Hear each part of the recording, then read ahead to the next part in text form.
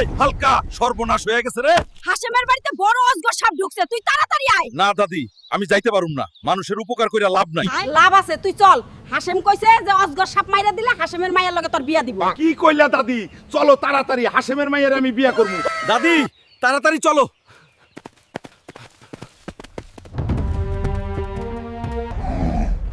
ওই সাপ, সাপের গুষ্টি মাইরা দিতে চলে আইছি। এই ঘরের ভিতরে সাপ আছে। এই শালা সাপ, তোরে আইসকা শেষ কইরা দিমু। সাপের গুষ্টি মাইরা দিছি রে।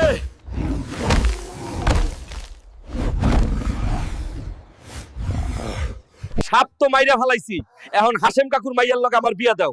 তোর মতো দামরা বাদাইমার লগে আমার মাইয়া বিয়া দিমু না। যা।